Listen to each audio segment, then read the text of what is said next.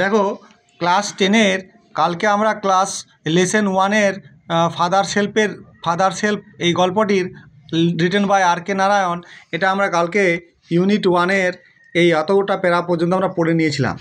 আজকে আমাদের তার পরের অংশটুকু পড়ব, আর তার সঙ্গে কিছু আমরা মানেও শিখব। দেখো এখানে শুরু হচ্ছে you will have to, it is your own fault. You will have to মানে কালকে বলেছিল স্বামীনাথন ছেলেটি ওর বাবাকে বলছিল যে আমার মাথা ব্যথা করছে, আমি স্কুলে যাব না। তাই ওর বাবা বলছে তোমাকে স্কুলে যেতেই হবে। It is your own fault. Own fault মানে হচ্ছে তোমার এটা নিজের দোষ। তো এখানে আমরা ওয়ার্ড নোট করব,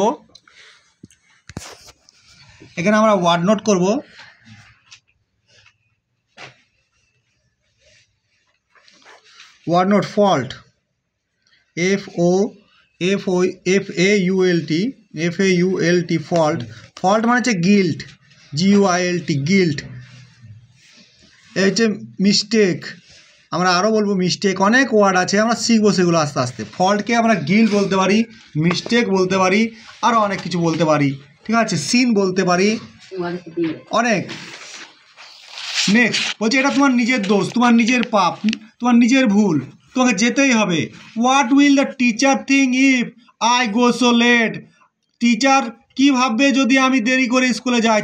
টিচার কী ভাবনা করবে, চিন্তা করবে যদি আমি দেরি করে স্কুলে যাই? তা থিঙ্ক মানে ভাবা, চিন্তা করা। গো মানে যাওয়া, সো মানে সো লেট, খুবই দেরি করে। Tell him you had a headache and so you are late. তুমি বলবে যে তোমার মাথা ব্যথা করছিল তাই তোমার দেরি হয়েছে। He will scold me if I say so. এই দেখো এখানে একটা ওয়ার্ড আছে স্কোল্ড। স্কোল্ড মানে বকাবকি করা, ইংরেজি হচ্ছে রিবাক। সে আমাকে বকাবকি করবে যদি আমি দেরি করে যাই। তাহলে এটা বলবো আমরা ফল্ট মানে দোষ। তাহলে হচ্ছে এটা হচ্ছে অ্যাডজেক্টিভ। আর স্কোল্ড হচ্ছে ভার্ব। রিবাক মানে হচ্ছে ভার্ব, স্কোল্ড। তারপরে হচ্ছে he is a very angry man. সে খুব রাগী লোক। তাহলে he is specially angry with boys who came in late. সে বিশেষ করে রাগ করে ছেলেদের সঙ্গে যারা দেরি করে আসে। দেখো স্পেশালি ওয়ার্ড একটা আছে, খুব বড় ওয়ার্ড, এটা আমরা জানবো। স্পেশালি, এই দেখো ESP, স্পেশালি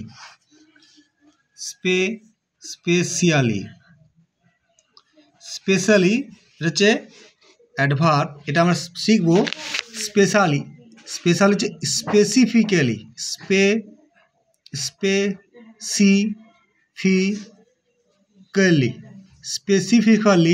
বা এক্সেপশনালি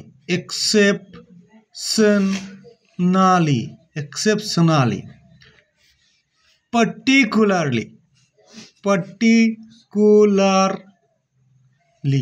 এতগুলো করা যাবে, আরও আছে, প্রচুর আছে। আমরা এগুলো মোটামুটি শিখবো। এগুলো শিখলে আমাদের অনেক ইংরেজিটা ইমপ্রুভ হয়ে যাবে, আমরা অনেক ইংরেজি শিখে যাব। এংরি মানে রাগী, ক্রুদ্ধ, ঠিক আছে। The boys who came late. I like to go late to Samuel class। বলছে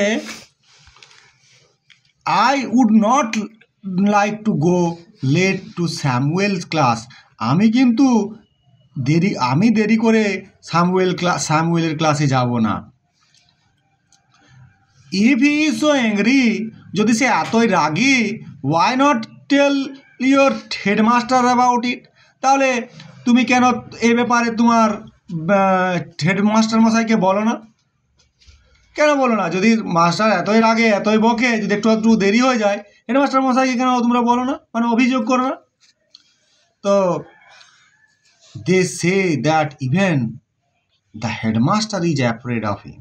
তারা বলে যে এমনকি, মানে এটা বলে মানে কি, তারা বলে মানে কি, মানে এটা শোনা যায় ছেলেদের মধ্যে বা বলা বলি হয় যে হেডমাস্টারও ওই স্যামুয়েল মাস্টারকে ডরায়। তাহলে অ্যাফ্রেড মানে আমরা শিখবো অ্যাফ্রেড ওয়ার্ড খুব ভালো।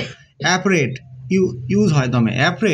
অ্যাফ্রেড হচ্ছে অ্যাডজেক্টিভ, এটা আমরা বলবো ফ্রাইটেন। কি বলবো? FRIGHTENED, frighten. অ্যাফ্রেড মানে ভীত, এমনকি হেডমাস্টারও তাকে ভয় করে। দেখো এরপরে আমাদের কম্প্রিহেনশন এক্সারসাইজ আছে, এগুলো করে দিই কারণ আমাদের সামনেই চলে এসছে, এগুলো করে দেবো।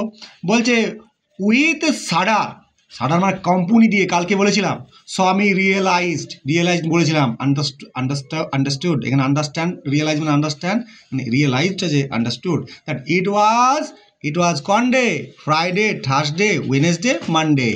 It was Monday. When Swami ought to have been in the school prayer hall, যখন স্বামীর স্কুল প্রেয়ার হলে থাকার কথা, he was lying on the bench. He was lying on the bench in his mother room. বাদ বাকিটা ছিল। তারপরে দেখো according to Swami, Samuel is especially angry with boys who are late. এটা আমরা লেট করবো, যারা যে সমস্ত ছেলেগুলো দেরি করে আসে, লেট। ওকে, তারপরে দেখো fill in the chart with information from the text. Time when স্বামী কমপ্লেন অফ হেডেক, যখন স্বামী কমপ্লেন করেছিল, মাথা ব্যথা করছিল, তখন কটা? 9টা। তখন কটা বাজে? 9টা। আমি দেখাই দিচ্ছি সিনটা, টাইমটা, সেটা হচ্ছিল 9টা, সেটা হচ্ছে 9 o'clock। হেডেক বলেছিল, তখন লিখতে হবে 9 o'clock। এই ঘরটিতে লিখতে হবে অ্যাট 9 o'clock। যে সমস্ত ছেলেমেয়েরা দেখছো তারা কিন্তু ভালো করে দেখো, এখানে হবে 9 o'clock। পারসন হু অর্ডার্ড স্বামী two dress up and go to school, ওই ব্যক্তিটাকে যে স্বামীকে বললো জামা কাপড় পরো আর স্কুলে যাও, কোনো এক্সকিউজ চলবে না, তার বাবা, স্বামীর ফাদার লিখতে হবে।